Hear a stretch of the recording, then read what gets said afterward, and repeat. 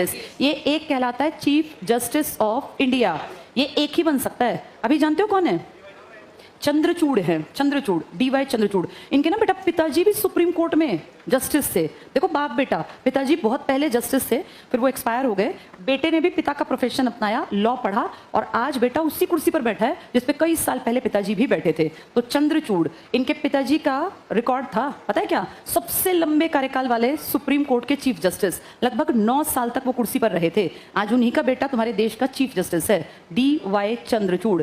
चंद्रचूड़ जी जब नए नए बने ना तो बड़े वायरल हुए थे, बढ़िया आदमी थे। तो एक दिन मैंने इनके बारे में पढ़ने के लिए थोड़ा देखा। इनकी 2 बेटियां हैं बेटा, दोनों मेंटली रिटार्डेड, दोनों जो है ना उनका आईक्यू नहीं है। मुझे ऐसा फील हुआ कि देखो ईश्वर ने कितनी बड़ी पोस्ट दी, भाई नाम शोहरत सब, लेकिन बच्चियां जो है वो मेंटली रिटार्डेड हैं। वो एक तो व्हील चेयर पे है, बिल्कुल चल नहीं सकती, बोल नहीं सकती, और मतलब गर्दन पे भी उसका कंट्रोल नहीं है। दूसरी भी ऐसे ही है। तो वो उनको ना घर में जैसे बिल्लियां विल्लियां पाल रखी हैं ताकि उनका थोड़ा मन लगा रहे, बोल नहीं पाती कोई सी भी, और अब तो 12-12, 13-13 साल की हो गई।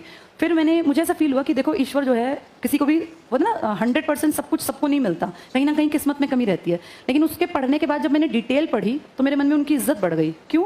क्योंकि ये दोनों लड़कियां गोद ली हुई थी बेटा। उन्होंने ऐसी लड़कियां अनाथालय से गोद ली जिनको कोई और गोद ही लेता ही ना। उनके खुद के 2 बेटे हैं, दोनों इसी प्रोफेशन में हैं, एक मुंबई हाई कोर्ट में है और एक विदेश में काम करता है। तो सोचो उन्होंने अपने जो बच्चे थे ना उनको इतना काबिल बनाया कि वो देश सेवा कर रहे हैं किसी ना किसी फॉर्म में, या विदेश में जाके भी अच्छे काम। और फिर उनको फील हुआ कि मेरे बच्चे सेटल हो गए, अब मैं क्या करूं? तो जिंदगी में कहते हैं जिसके पास सब कुछ हो उसको लौटाना भी चाहिए। तो उन्होंने अनाथ आश्रम में जाके 2 बिल्कुल फिजिकली चैलेंज्ड, मेंटली चैलेंज्ड लड़कियां ली कि इनकी पूरी परवरिश मैं करूंगा। अब देखो वो लड़कियां, इसको कहते हैं किस्मत। जिसके घर पैदा हुई थी उसने तो छोड़ दी, उनको देख के कि इस तरह की छोड़ दी, कहीं राह पड़े कोई छोड़ के चला गया, ये नहीं पता किसकी बेटी हैं वो और कैसी हैं। लेकिन उनकी किस्मत ईश्वर ने ऐसी लिखी थी कि चाहे वो मेंटली रिटार्डेड हैं या फिजिकली चैलेंज हैं, वो देश के सुप्रीम कोर्ट के चीफ जस्टिस के घर में पल पड़ रही हैं। तो देखो किस्मत कैसे काम आ जाती है। अब उन लड़कियों का लक, भगवान ने तो उनको कुछ भी नहीं दिया था, नियति ने, लेकिन शायद उनके कोई पिछले जन्म के कर्म थे कि कुछ ना मिलने के बावजूद भी जिंदगी कितनी आसान है। उनको रहना खाना पीना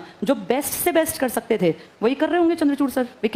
ढेर पैसा है, कितना बड़ा नाम रुतबा। तो उस दिन मेरे मन में उनकी रिस्पेक्ट बढ़ी कि इन लोगों ने सोसाइटी के लिए एक पे बैक करने का होता है बेटा। और उनकी पत्नी का कितना बड़ा जिगरा है, अपने बच्चे पलने के बाद औरतें दूसरे के बच्चे को क्यों पालेगा, लेकिन 2 फिजिकली मेंटली रिटार्डेड लड़कियां गोद लेके और दोनों को बड़ी कर रहे हैं। ऐसे लोगों को ना देखा करो, सुना करो, इनसे इंस्पिरेशन मिलती है कि वो कितना कुछ कर रहे हैं सोसाइटी के लिए, जितना हो सकता था उतना किया। तो हमें भी ना चीजें जब हम कहीं पहुंच जाएं, कहीं जिंदगी में कुछ मुकाम हासिल करें तो पे बैक कर देना चाहिए। जरूरी नहीं कि हम किसी को गोद लें, लेकिन कहीं ना कहीं किसी ना किसी की मदद, चाहे वो पानी पिला के हो, खाना खिला के हो, किसी की मदद करके हो, ये कर देनी चाहिए। ऐसे लोग हैं जो दुनिया में दिखाते हैं कि इनकी माओ ने कितना अच्छे संस्कार भरे इनके अंदर, कि अपना करने के बाद दुनिया का, समाज का भी भला कर देना। डीवाई चंद्रचूड़।